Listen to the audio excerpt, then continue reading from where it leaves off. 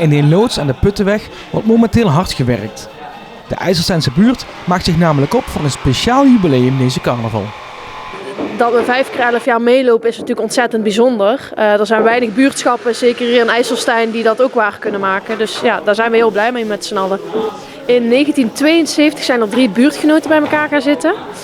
Aan een keukentafel. Toen hebben ze echt bedacht, een actueel onderwerp, het Vossenhol.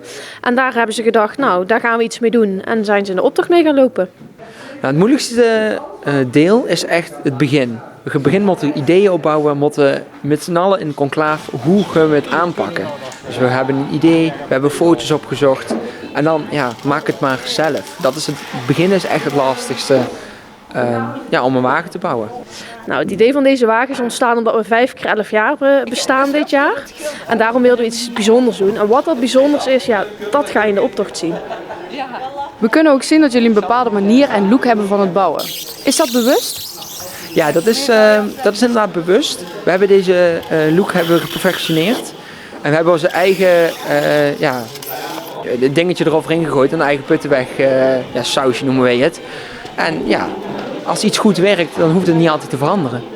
Wij beginnen in oktober met een eerste vergadering. Daar kijken we samen welke richting we op willen. In november beginnen we met de ruwbouw. En eigenlijk vanaf dan zijn we 3 avonden in de week tot aan carnaval bezig. Is het bouwen doorgegeven van generatie op generatie? Ja, zeker. De oudste buurtgenoten zijn 80 jaar geweest. En de jongsten die meebouwen zijn begin 20 ergens. Dus daar zitten wel verschillende generaties uit verschillende gezinnen die graag meebouwen.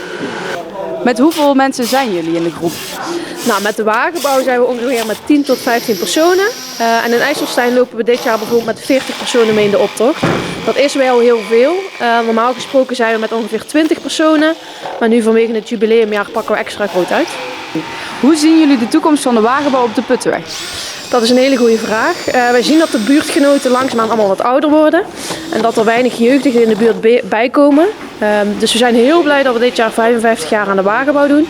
En wat er volgend jaar gaat gebeuren, zien we volgend jaar. Wat zijn jullie verwachtingen van dit jaar?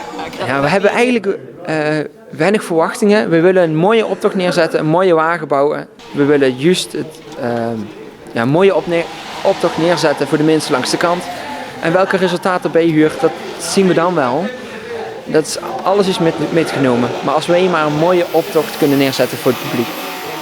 Het eindresultaat is te zien tijdens de Venraadse optocht op carnavalsmaandag en in de optocht in IJsselstein op dinsdagmiddag.